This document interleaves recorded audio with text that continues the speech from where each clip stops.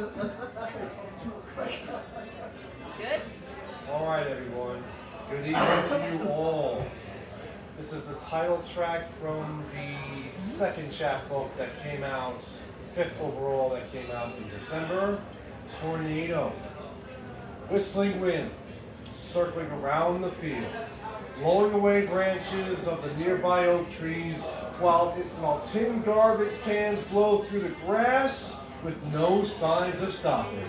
Panicking cows and petrified chickens. The dark rumble hiding behind the even darker clouds to become the stage setting for a brewing storm ahead with theatrical, epic, visual power. Justify seeing it all unravel with charismatic disaster.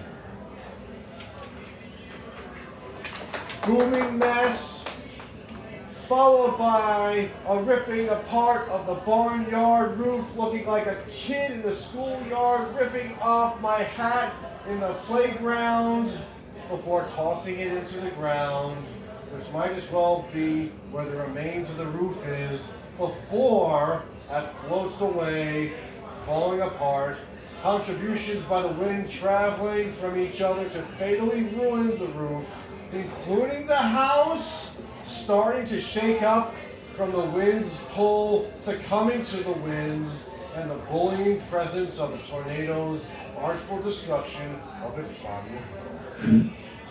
Tornado.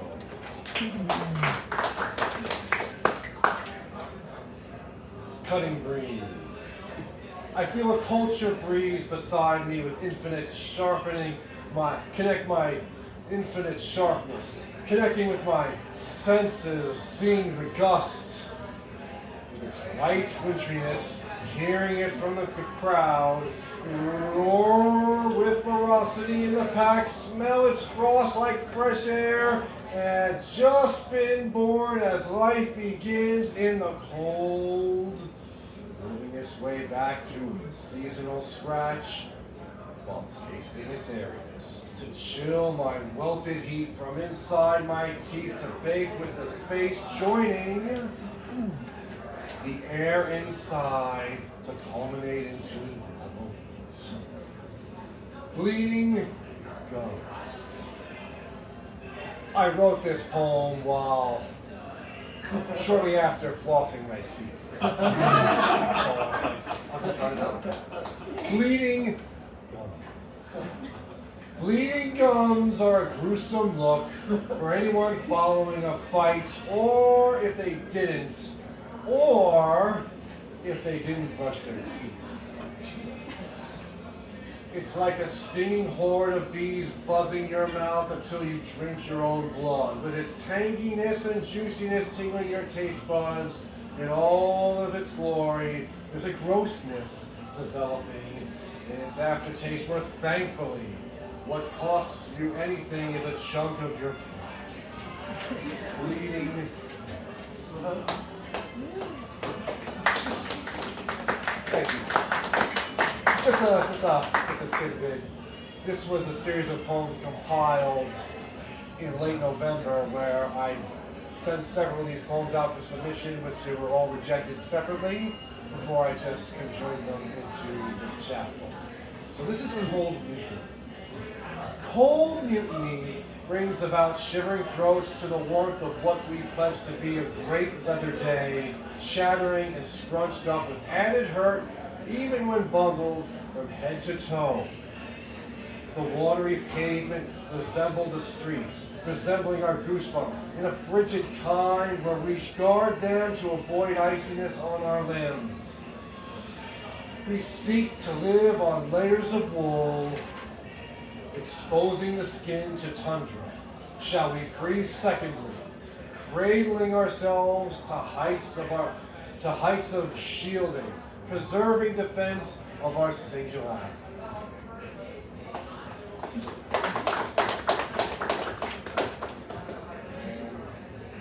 This is a poem I find a little interesting. I came up with it in my room while feeling scrutinized after so many years, and it compelled me to write. Hunter plus hunted equals hunted. They say when you're growing up that kids are wicked and cruel, putting sand in your locker, tripping you while passing by in the hallways, dealing with bullies at school who've been bullied at home, defying authority and thwarting mightily against the social structure. When you reach adulthood, the bullies are more brutal while also more a hazard to the psyche than it is to the body. Even if you win, you're still a target anyhow. From being the hunter to the hunted. Sometimes they'll hunt you worse than when you're the hunter than if you're already the hunted. Either way, the hunter and the hunted are the hunted.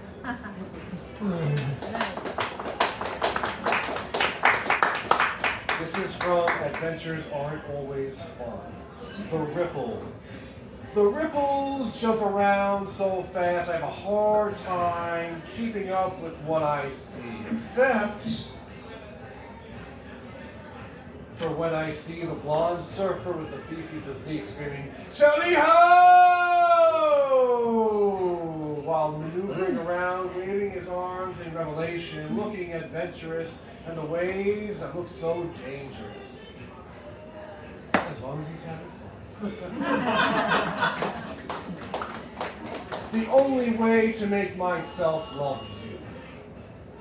The only way to make myself love you is to let you eat me whole while I take as many rapid bites of you as I can.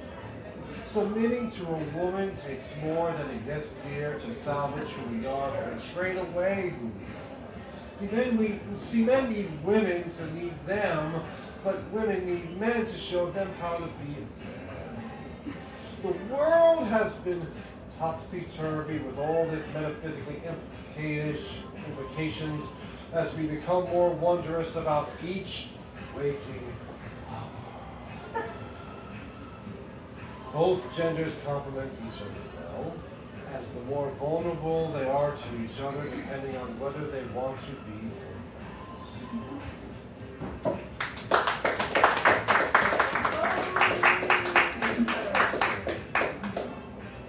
When you don't know where you are, it's where you need to be. My time was always a clueless one when I knew too little, cared too much, wanted the most, but got the least. That sounds like everyone's prime to me, because there are a lot of us who are where we need to be instead of where we want to be. Ultimately, this becomes where we need to be.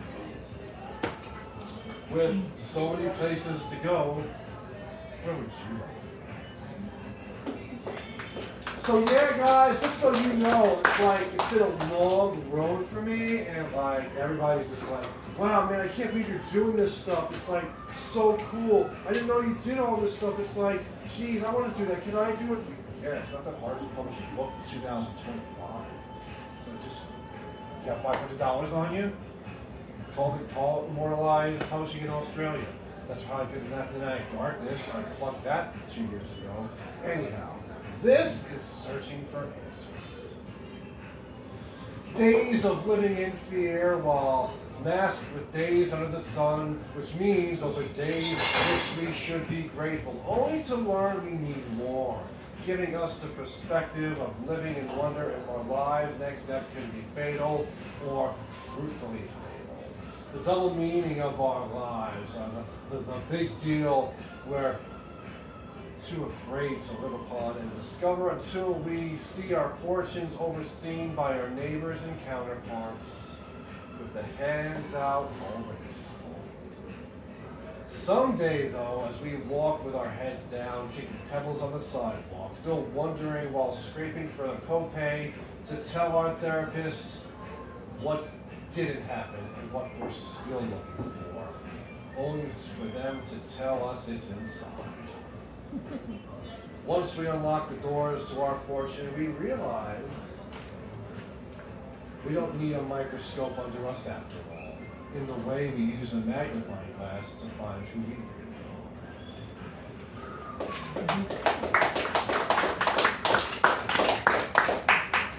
This is for those who did all they could and just fell short. It was a great moment. I did all that I could. I didn't do everything. I didn't do every single thing I ever wanted to do, or everything I wanted to do, or anything I wanted to do. Nor did I win every bingo game that I played. I did all that I could, and sometimes I did the same thing over and over. When I loved doing it so, and when I had nothing else better to do, sometimes when it was needed. I ate every last bite, and it was better than the last one, out of house and home. I drank every last drop. I excreted myself until my soul gave out. I slept longer than usual. I loved until they left me. I gave until I ran out. I took until they did. My heart pumped each drop of blood until it slowed down, like putting on the brakes once I got into the driveway. I did all that I could. It was a great run.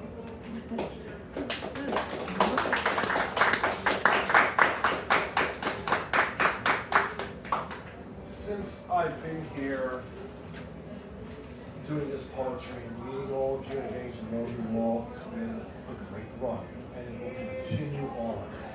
You guys have been excellent to me and each other, and let's keep that party going on after hours again and again and again. So follow me on Instagram at Centula Tom Centula on Facebook, at CA Centula on YouTube. And if you can, please donate to the Tom Centula Foundation by purchasing one of these two books.